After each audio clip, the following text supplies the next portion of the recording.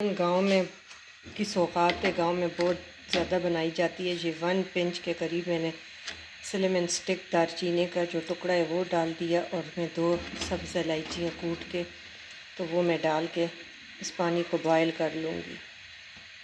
ये कॉफ़ी के साथ भी बहुत अच्छी लगती है, और फीकी सी चाय और गुड़ वाली तो उसके साथ भी अच्छी लगती है। 1 पिंच इसमें मैं सॉल्ट ऐड करूँगी, तो वो मीठे को बैलेंस करने के लिए इसका जायका बहुत अच्छा हो जाता है। ये हमारा पानी बॉइलिंग पॉइंट पे आ गया है। जैसे बॉयल होगा तो इसमें मैं ये मोटी वाली सेवइयाँ हैं, ये वाली, तो ये मैं इसमें ऐड कर दूँगी। ऐड करके इसको मिक्स कर लेंगे, और इसको इतना पकाएंगे कि ये बिल्कुल गल जाए। ये बहुत इजी और गांव का सिंपल सा एक तरीका है, तो मैं आपके साथ शेयर करती हूँ। बहुत तरीक़ों से बनाई जाती है, लेकिन हर किसी का डिफरेंट होती है। और ये गांव में स्पेशल ये गुड़ वाली सेवइयाँ सर्दियों में, गर्मियों में ये बनाई जाती है। गर्मियों में भी शाम की चाय के साथ बहुत अच्छी लगती है, सर्दियों में भी। देखिए ये हमारे फुल डन गल गई हैं।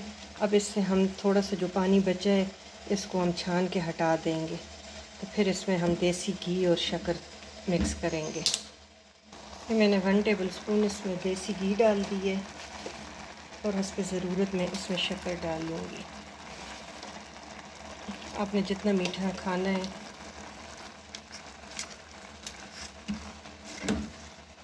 अब ये अपनी चाशनी के साथ वजह से आकर जाएगी। फुल डन है, गली हुई है। ये देखिए फुल डन हो गई है हमारी, अब बिल्कुल बस पक गई है। अब इसको हम डिश आउट कर लेंगे। ये माशाल्लाह बहुत मज़े की बनती है। आप ज़रूर ट्राई करें जब आपका मीठा खाने को दिल करे, या आप हल्का सा इसके साथ काला कावा भी बना के पिएं तो वो भी बहुत मज़े का लगता है। देखें माशाल्लाह से बहुत टेस्टी खुशबू आ रही है, और मैंने ऊपर कटे बादाम सर्व कर दिए। आप डेकोरेशन कर ले, जो आप खोपरा भी डाल सकते, लेकिन इसमें अखरोट और बादाम ही बहुत ज़्यादा अच्छे लगते हैं, मेवा वगैरह नहीं, क्योंकि ख़ुद ये मीठा होता है।